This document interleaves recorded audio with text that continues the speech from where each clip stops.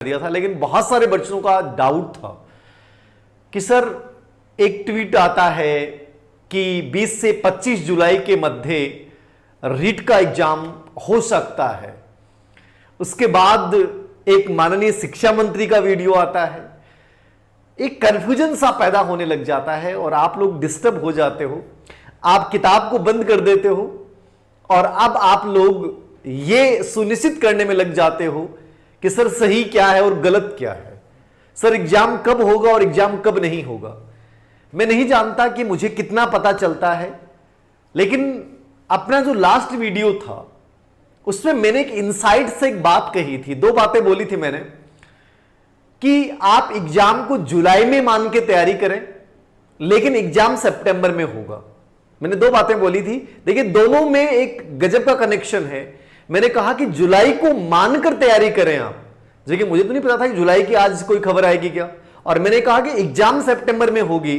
आज भी मैं वही बात आप लोगों को कह रहा हूं कि किसी भी एग्जाम, आप रीट एग्जाम की बात नहीं कर रहा मैं, चाहे कोई भी कंपटीशन की आप तैयारी कर रहे हो, आप हमेशा जो प्रस्तावित तिथि है उससे हमेशा 2 महीने पहले मान के चलिए। आपकी जो तैयारी हो वो 2 महीने एडवांस हो।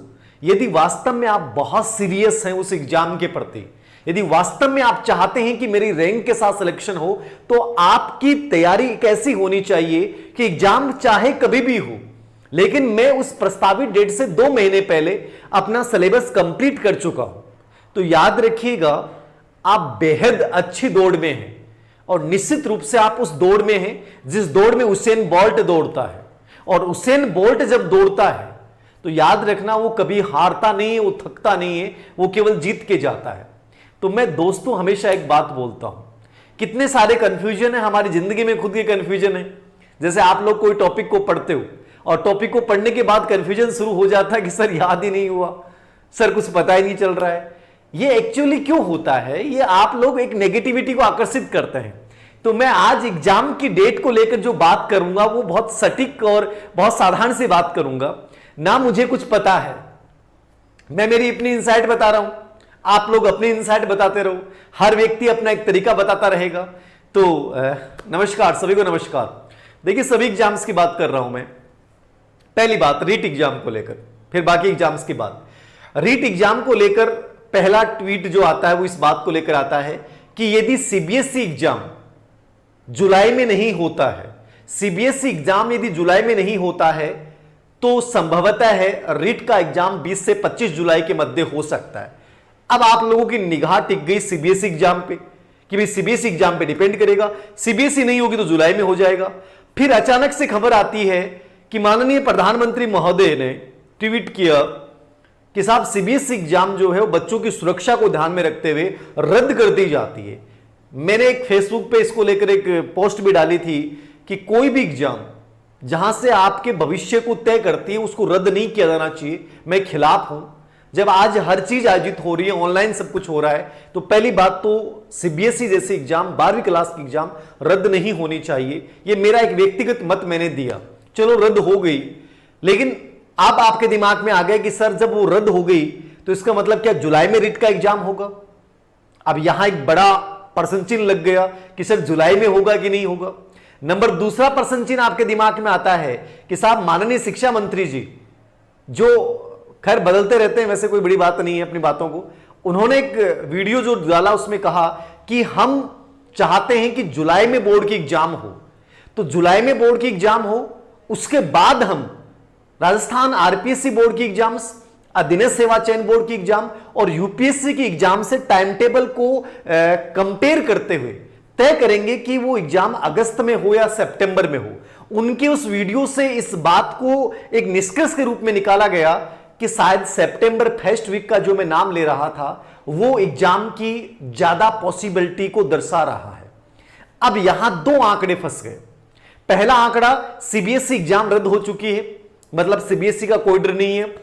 नंबर 2, सीबीएसई एग्जाम रद्द होने से राजस्थान सरकार के माननीय शिक्षा मंत्री जो 101% चाहते हैं कि बोर्ड की एग्जाम जरूर हो, वो नहीं चाहते कि रद्द हो। अब उनके ऊपर एक दबाव बन चुका है साहब कि जब सीबीएसई ने बोर्ड एग्जाम रद्द कर दी, केंद्र सरकार बच्चों की सुरक्षा के प्रति चिंतित है, क्या आप एग्जाम का आयोजन करवा के क्या उनके स्वास्थ्य के साथ खिलवाड़ नहीं करोगे? अब एक दबाव तो बना है, लेकिन मैं जहां तक समझता हूं राजस्थान सरकार संभवतः है 12वीं का बोर्ड एग्जाम करवाएगी।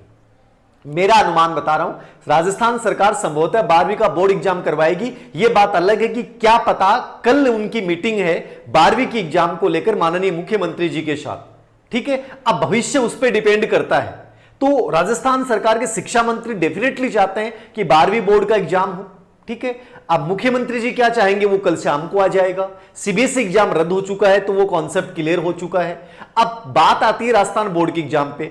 अब मान लो राजस्थान बोर्ड की एग्जाम भी कैंसिल हो जाती है या आगे हो जाती है, कैंसिल नहीं होनी चाहिए मेरे अनुसार होगी एग्जाम राजस्थान बोर्ड की, तो क्या होगा? रिट जुलाई में हो सकती है।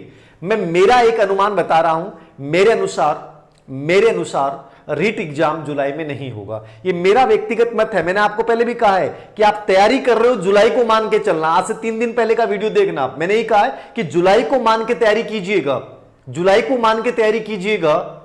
लेकिन मैं अभी भी कह रहा हूं, मैं मेरे स्टैंड पे हूं कि एग्जाम मेरे अनुसार सितंबर में ही होगी, क्योंकि जुलाई एक बहुत कम समय बचा है और जुलाई में 17 लाख बच्चों का एग्जाम आयोजित करवाना मेरे अकॉर्डिंग तो फिलहाल तो पॉसिबल नहीं है। जब आप दोबारा से आवेदन रीओपन करेंगे, अभी आवेदन रीओपन नहीं हुए, आवेदन रीओपन होने के बाद आपको 5 या 7 दिन का टाइम दिया जाएगा और 5 या 7 दिन का टाइम देने के बाद आपको 45 दिन का समय दिया जाना भी जरूरी होता है किसी भी एग्जाम के लिए। आवेदन के समाप्ति के बाद 45 डेज का समय दिया जाना भी एक नियम होता है, एक प्रकार से एक नियम दिया जाना चाहिए कि जो नए बच्चे जिन्होंने आवेदन किया है, तो अभी तो फॉर्म रीओपन होंगे, उसके बाद एक समय दिया जाएगा और उसके बाद 40 से 45 दिन का एक समय होगा। आप मान के चलिएगा, मैं फिर कह रहा हूं एग्जाम संभवतः सितंबर में ही होगी। पहले हो जाए तो मैंने पहले भी कहा है कि तैयारी आपको जुलाई के अकॉर्डिंग करनी है, लेकिन मैं मेरी बात पे अडिग हूं। दोनों बातों को मैंने अपने तरीके से बताने की कोशिश की है। आप किस रूप में लेते हो, किस वे में समझते हो, ये आपके विवेक पे डिपेंड